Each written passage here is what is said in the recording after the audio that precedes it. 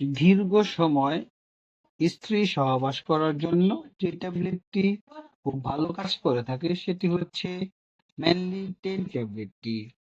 আসসালামু আলাইকুম, শামস মেডিসিন টিপসে আপনাদের সবাইকে স্বাগতম। আমি আবারও চলে আসলাম আপনাদের মাঝে নতুন একটা টপিক নিয়ে। আজকে আমার টপিক হচ্ছে ম্যানলি 10, যার জেনেরিক হচ্ছে টাটালাফিল। এই ট্যাবলেটটি মূলত আমাদের প্রাপ্তবয়স্ক পুরুষদের জন্য যৌন সমস্যা সমাধান করে থাকে। তাছাড়া স্ত্রী সহবাসে দীর্ঘ সময় বা বেশিক্ষণ থাকার জন্য এই ট্যাবলেটটি খুব দ্রুত কাজ করে থাকে। সুতরাং টপিকটি শুরু করার পূর্বে আপনাদের কাছে আমার অনুরোধ, প্লিজ বন্ধুরা চ্যানেলটি সাবস্ক্রাইব করুন এবং বেল আইকনটি বাজিয়ে দিন, তাহলে পেয়ে যাবেন আমার নিত্য নতুন ভিডিও। তাছাড়া যারা অলরেডি আমার চ্যানেলটি দেশ এবং প্রবাস থেকে সাবস্ক্রাইব করেছেন তাদেরকে জানাই অসংখ্য ধন্যবাদ। আবারও বলছি বন্ধুরা, চ্যানেলটি সাবস্ক্রাইব করে ভিডিওটি আপনার টাইমলাইন থেকে শেয়ার করে দিন। এর ফলে হয়তো আপনি উপকৃত হতে পারেন অথবা আপনার প্রিয় মানুষজন যারা এই যৌন সমস্যায় ভুগছে তাদের উপকারে আসতে পারে। চলুন বন্ধুরা আমরা চলে যাই আমাদের মেইন টপিকসে। ম্যানলিট হলো একটি ফিল্ম কোডেড ওরাল ট্যাবলেট যার সক্রিয় উপাদান হিসেবে রয়েছে 10 মিলিগ্রাম টাডালাফিল। বাংলাদেশে সাধারণত যৌন এবং মূত্রনালীর রোগের জন্য এই ট্যাবলেটটি ব্যাপকভাবে ব্যবহার করা হয়।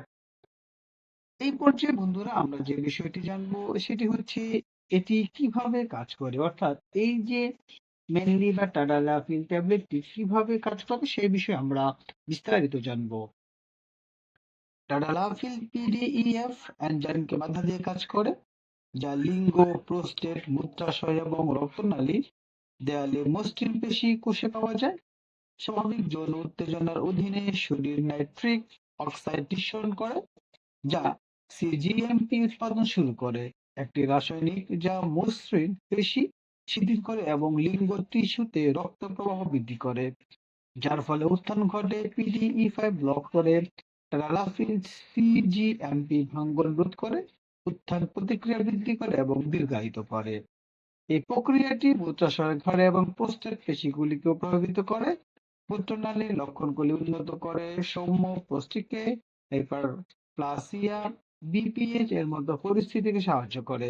অর্থাৎ এটি আমাদের যৌন উত্তেজনা বৃদ্ধি করে, পাশাপাশি আমাদের প্রোস্টেট যে সমস্যা রয়েছে সেই সমস্যা সমাধানে সহায়তা করে থাকে এই ট্যাবলেটটি।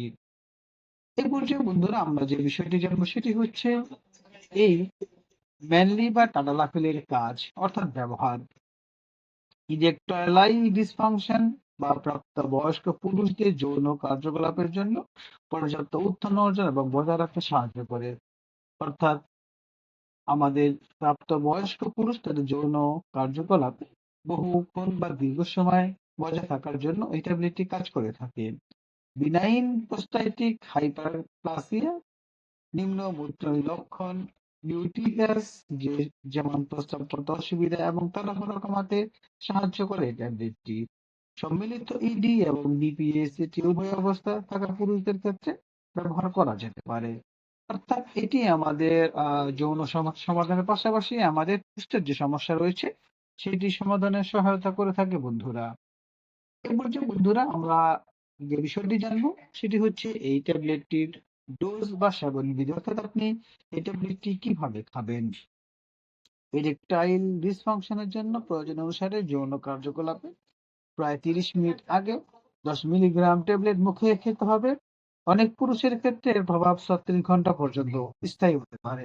অর্থাৎ যাদের যৌন সমস্যা রয়েছে, যারা যৌন সমস্যার জন্য এই ট্যাবলেটটি সেবন করবে তাদেরকে অবশ্যই যৌন কার্যকলাপে প্রায় 30 মিনিট আগে এই 10 মিলিগ্রাম ট্যাবলেটটি খেতে হবে এবং অনেক পুরুষের ক্ষেত্রে এর প্রভাব 36 ঘন্টা পর্যন্ত কার্যকারী বা স্থায়ী হতে পারে। প্রতিক্রিয়া এবং সহনশীলতার উপর নির্ভর করে একজন ডাক্তার ডোজ 5 মিলিগ্রাম থেকে শুরু করে 20 মিলিগ্রাম উচ্চ সামঞ্জস্য করতে পারে। অর্থাৎ 5 মিলিগ্রাম থেকে শুরু করে 10 মিলিগ্রাম বা 20 মিলিগ্রাম পর্যন্ত আপনাকে দিতে পারে। দৈনিক ব্যবহারের জন্য 5 মিলিগ্রাম দৈনিক ডোজ সাধারণত, যদিও মেনলি 10 ট্যাবলেট প্রেসক্রিপশনের উপর নির্ভর করে সমন্বয় বা বিভক্ত করা যেতে পারে। অর্থাৎ আপনি দৈনিক কত মিলিগ্রাম খাবেন সেটা হচ্ছে কি আপনার প্রেসক্রিপশনের উপর নির্ভর করে পরিবর্তিত হয়। সেটা 5 মিলিগ্রাম থেকে 10 হতে পারে, 10 থেকে 20 হতে পারে।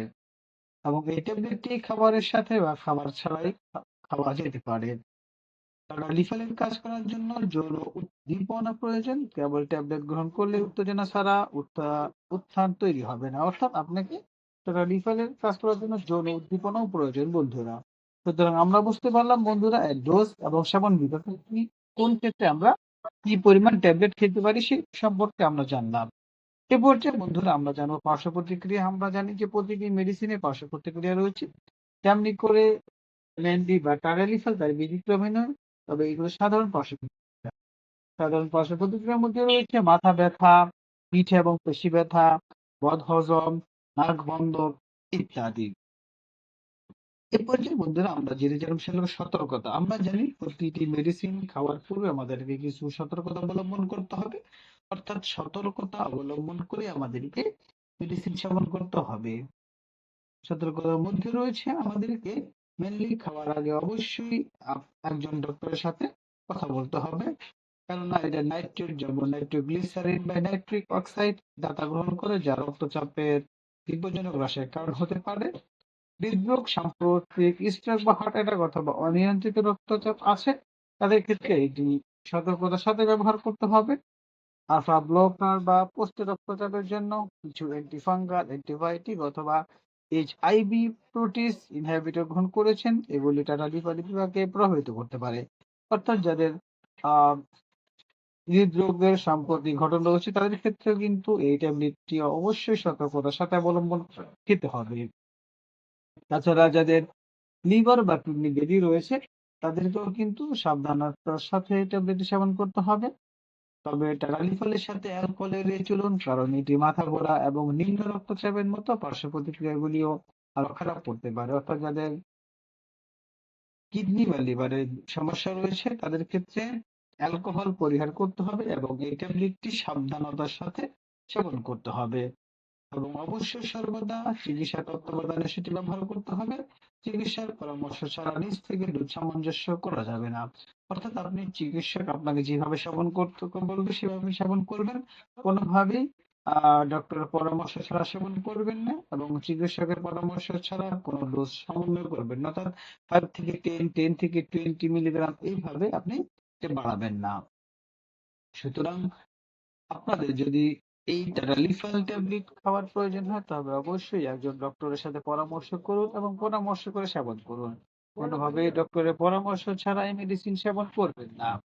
আমরা আমাদের এই চ্যানেলের মাধ্যমে আপনি কোন রোগের জন্য কোন মেডিসিন সেবন করবেন সেই সম্পর্কে বলা হয়। সুতরাং যে কোনো মেডিসিন সেবন করার পূর্বে একজন অভিজ্ঞ ডাক্তারের পরামর্শ নিন। ভিডিওটি যদি ভালো লাগে এবং উপকারী মনে হয় তাহলে অবশ্যই বন্ধুদের সাথে শেয়ার করে দিন। আবারও বলছি বন্ধুরা, প্লিজ চ্যানেলটি সাবস্ক্রাইব করুন এবং বেল আইকনটি বাজিয়ে দিন, তাহলে পেয়ে যাবেন আবার নিত্য নতুন ভিডিও। এবং এই ভিডিওটি আপনার টাইমলাইন থেকে শেয়ার করে দিন, এর ফলে হয়তো আপনি উপকৃত হতে পারেন অথবা আপনার প্রিয় মানুষজন যারা যৌন সমস্যায় ভুগছে তাদের উপকারে আসতে পারে। আজ এ পর্যন্তই। আগামীকালকে আবার কথা হবে নতুন কোনো টপিকসে। সেই পর্যন্ত সবাই সুস্থ থাকুন, ভালো থাকুন। শামস মেডিসিন টিপ চ্যানেলটির সাথেই থাকুন।